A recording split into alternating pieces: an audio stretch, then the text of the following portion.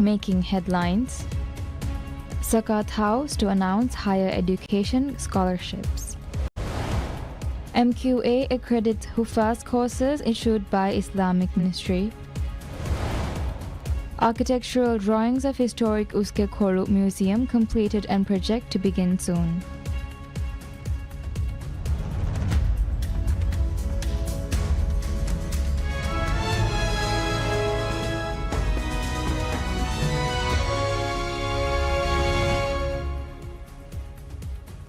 Bismillahirrahmanirrahim. Assalamu alaikum and welcome to PSM News in English with me, Minha Maroof.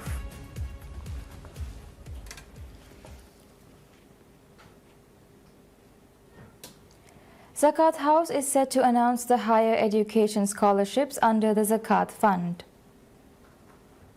The Ministry of Islamic Affairs in December last year formulated a new policy to provide assistance from the Zakat Fund to higher education students who do not have the financial means to pursue education in relevant fields. Director General of Zakat Izzuddin Adnan told PSM News that stressed on the importance of human resource development assistance from the Zakat Fund. In that regard, Izzuddin said efforts are underway to open the scholarship opportunities for interested students at the end of the holy month of Ramadan. According to the Zakat Fund Higher Education Assistance Policy, all costs for courses from Level 5 to Level 10 of the National Qualifications Framework will be covered under Zakat Fund scholarships. While courses in the Islamic field will be prioritized, scholarships will be awarded only for centers that offer courses validated by the Maldives Qualification Authority (MQA) and recognized by the authority. If pursuing education abroad, institutions in Select Organization of Islamic Cooperation (OIC) countries will be prioritized. The policy also allows pursuing education at educational institutes in non-OIC countries. If the program is for a field that requires a license, the center from which education is obtained must be recognized by the licensing institution and validated by the MQA. The policy further states that those registered as poor and needy will be prioritized alongside considerations for financial constraints, education levels, and service to the nation. However, those who wish to pursue a course at a higher level than the existing qualifications and students who wish to pursue a course that integrates Islamic concepts related to their field of study will be exempt from this sector. According to the policy, an individual who has already been granted education opportunities through the government or any other state entity is ineligible for higher education assistance under the Zakat Fund. The certification issued by the Ministry of Islamic Affairs to Hufaz has received accreditation from the Maldives Qualification Authority (MQA). Last year, the ministry had held discussions with the MQA to change the Hafiz certification to the standard accepted by the MQA, which has now received the required MQA accreditation. The Hafiz certification will be recognized as a Level 4 or Advanced Certificate of the National Qualifications Framework. However, there are two conditions under which the Hafiz certification will be recognized as a Level 4 certificate. One condition is for students to have completed a lower secondary certificate and a Maldives National Qualifications Framework Level 3 qualification. The second is to be 18 years of age with 1 year of work experience and a Maldives National Qualifications Framework Level 3 qualification. The National Center for the Holy Quran, which is under the Ministry of Islamic Affairs, is responsible for awarding the Hafiz. A student of a Quran memorization class registered with the National Center for the Holy Quran applies for the Hafiz examination and submits it to a committee appointed by the center. After the examination, the certificate of Hafiz is awarded. The administration of President Dr. Muhammad Muizzu has made some changes to the regulation for awarding the Hafiz certification. The students who memorized the Quran at the Islamic University of Maldives (IUM) had to pass the Quran Center examination to receive the Hafiz certification. However, the regulation has now been changed to allow students who memorize the Quran at IUM to be awarded their certificates without taking the Quran Center examination. Minister for Language, History and Culture Adam Nasir Ibrahim says The architectural drawings of the historic Uskekoru Museum has been completed and the project will begin soon. The minister told PSM News that the administration has attached special emphasis to preserving Maldives' culture and heritage through such historic landmarks. He said the heritage sites in Utimu, Takandu and Bara will also follow a similar modernization blueprint. Describing it as an important heritage project announced by President Dr. Muhammad Muizzu, the minister said the development of Uskekoru as an interactive museum is also underway. He added that Uskekoru will also be developed as a heritage site and the drawings for the project have already been completed. According to Minister Adam Nasir, part of Sultan Park, where Uskekoru is located, will also be developed as part of the interactive museum under the project, that the Karuvakaru Mosque and the model of the legendary Karua Fummi will be displayed in the newly developed area. The Uskekoru Palace was built in 1903 by Sultan Muhammad Imauddin V of the Maldives for his Egyptian wife.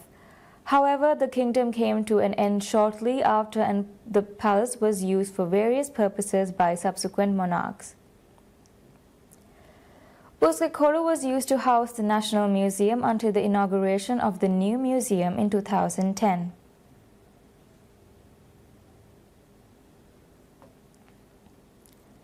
Public service media PSM announces its decision to host the Al Nurul Mubin International Quran Competition this year after a long hiatus. PSM's managing director Ibrahim Nasreen made the announcement on TVM's Miwagutu program. Nasreen said PSM broadcasts various programs throughout the year to disseminate information to the public, especially during the month of Ramadan. In Ramadan, content is centered around religious themes, he said, with priority given to raise public awareness on religious matters. Nasreen revealed that the company is working to host an international Quran competition as the highlight of this year's programs. He noted that PSM hosted a similar program in 2018 with participants from 11 countries, including the Maldives. PSM's managing director expressed hope that Al Nurul Mubin Quran competition would be even of a higher quality and attract more participants from different countries this year. He added that priority would be given to neighboring countries and other Islamic countries. The judges panel will be comprised of foreign experts similar to the previous competition. Nasreen further stated that the new competition aims to be best organized competition to the date, offering the most significant prizes of all programs hosted by PSM this year. In 2018, PSM hosted the Al Nurul Mubin Quran competition in collaboration with the Ministry of Islamic Affairs and the National Center for the Holy Quran. Discussions are already underway with the Islamic Ministry regarding the new competition, and the aim is to conclude the planning stage by the end of Ramadan, said Nasreen.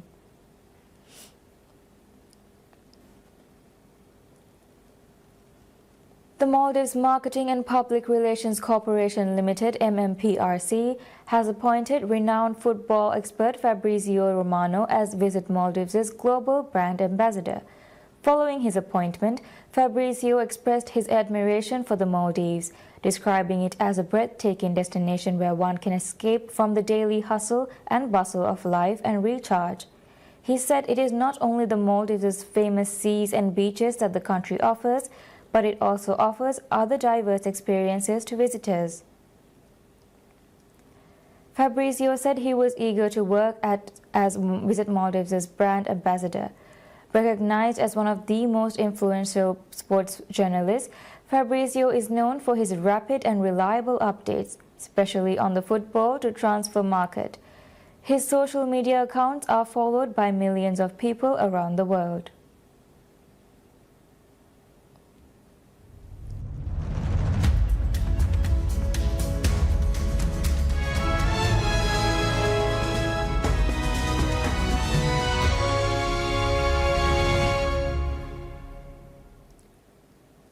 U.S. stocks finish higher, rebounding from early declines after Federal Reserve Chair Jerome Powell said the economy was in a good place, but stocks still posted a weekly loss on uncertainty about U.S. trade policy.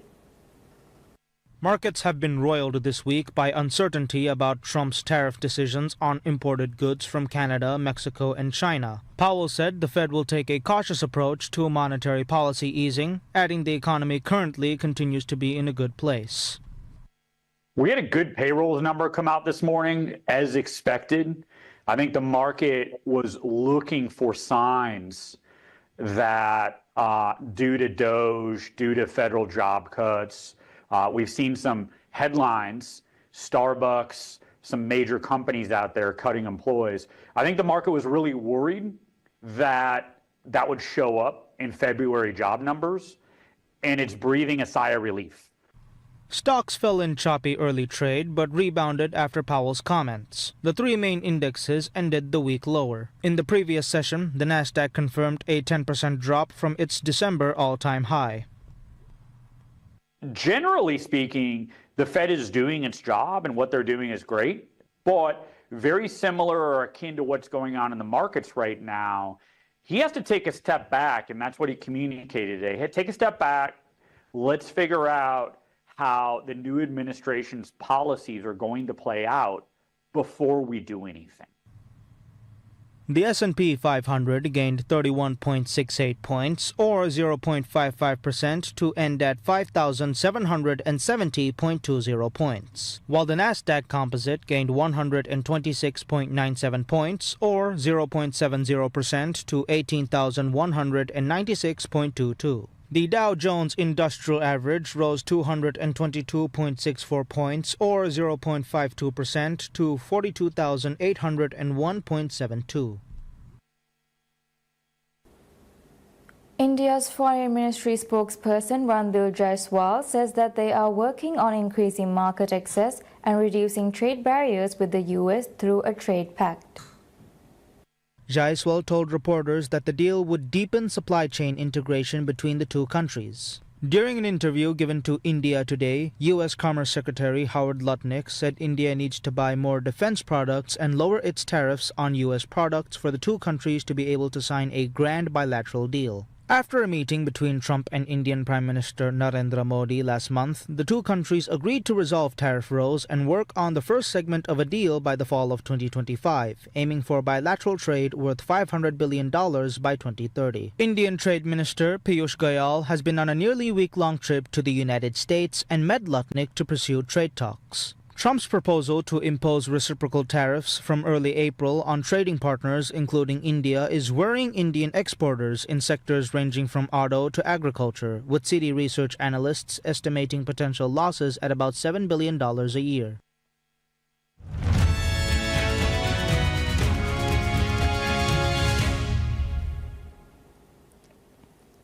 Palestinians clean up a historical mosque in the occupied West Bank city of Nablus a day after it was burned during an Israeli army raid.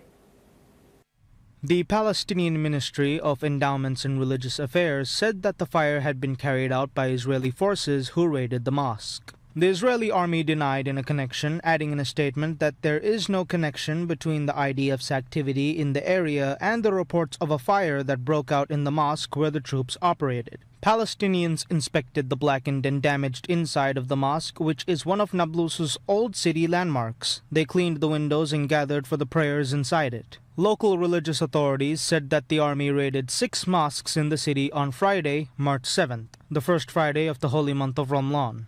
Israeli forces began their operation in West Bank City in January, deploying hundreds of troops and bulldozers that demolished houses and dug up roads, driving almost 40,000 Palestinians out of a few refugee camps. Hundreds of thousands of people in Australia are without power after ex-tropical cyclone Alfred brought damaging winds and heavy rains, sparking flood warnings with one person confirmed dead. Energy distributor Energex said in a statement that some 316,540 people were without power in Queensland's southeast, where the Gold Coast city was the worst hit area, with more than 112,000 people without power due to the storm system. Prime Minister Anthony Albanese told reporters in Canberra that a man had died in floodwaters in northern New South Wales, while warning people the situation in Queensland and northern New South Wales remains very serious due to flash flooding and heavy winds. that the situation in Queensland and northern New South Wales remains very serious due to flash flooding and heavy winds. Heavy rainfall, damaging wind gusts and coastal surf impacts are expected to continue over coming days. I urge everyone to continue to listen carefully to the emergency authorities. Tragically, last night it was confirmed a 61-year-old man has died in floodwaters near Dorrigo in New South Wales. Our thoughts are with his loved ones and the community at this heartbreaking time. The ex-tropical cyclone reached the Queensland coast on Saturday, March 8th, as a tropical low after 16 days as a cyclone, prompting preparations by millions of residents. State capital Brisbane was spared the brunt of the storm's impact, which was also felt in southern neighbour New South Wales state.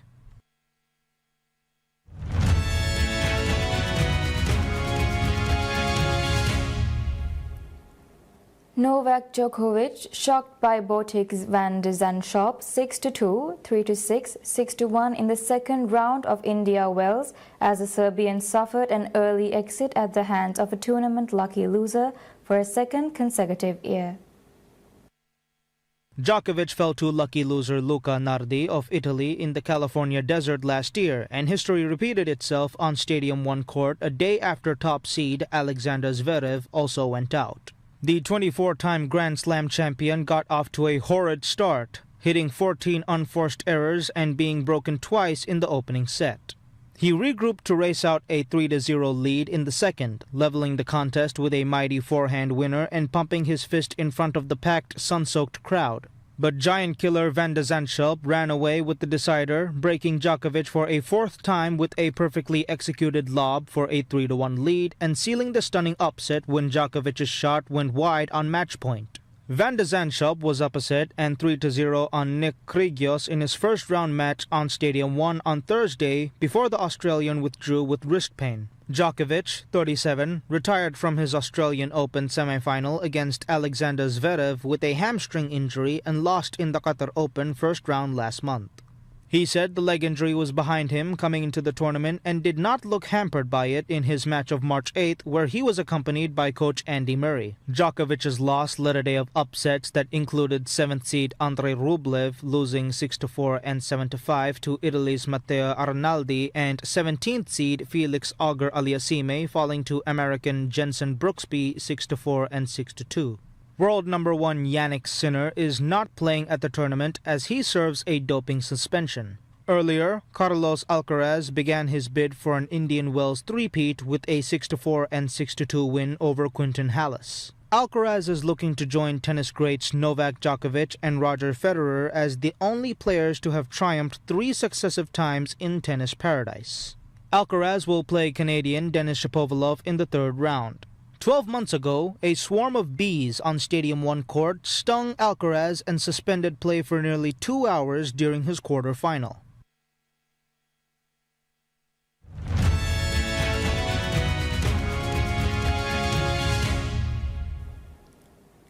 In a development that could challenge the boundaries of technology and biology, an Australian startup unveils the world's first commercial biological computer running on living human cells. The CL1, developed by Melbourne-based Cortical Labs, fuses human stem cell-derived neurons with silicon, creating a new class of AI known as Synthetic Biological Intelligence, or SBI, capable of learning and adapting faster than standard silicon-based AI, the company says, while consuming significantly less energy. Cortical Labs is a company that's developed the world's first biological computer. And what I mean by biological computer is that unlike using artificial neural networks, we grow real biological neurons into networks onto computer chips. How we do that is that we take blood or skin and we can transform them into stem cells, and from stem cells into brain cells or neurons that we then use them for compute and intelligence.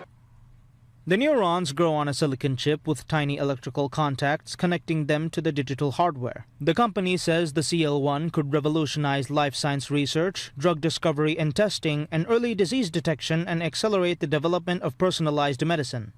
The key here is in personalized medicine, right? For the longest time, we've been treating populations of people. But what you really want to be treating is the individual itself. With this kind of technology, we potentially could grow neurons taken from patients with, say, a dementia or with epilepsy, and test compounds and drugs that would then be personalized and tailored to that patient. So I think that's phenomenal, right? The unit has an artificial life support system to keep the cells healthy, including pumps instead of a heart, a feeding reservoir, filters instead of a kidney, and oxygen and CO2 gas and waste management system. The CL1 units, which will be manufactured to order and ready to ship later this year, are destined for laboratories and research facilities capable of cultivating their own cells. Cortical Labs also plan to offer wetware as a service, allowing customers to engage with the cultivated cells remotely via the cloud to develop applications. In an earlier experiment, detailed in a 2022 issue of the journal Neuron, Cortical Labs demonstrated the capacity of this technology with a collection of about 800,000 neurons cultured in the lab, successfully learning to play the computer game Pong. And that's all we have for now. Thank you for watching. Wish you all a very pleasant day ahead.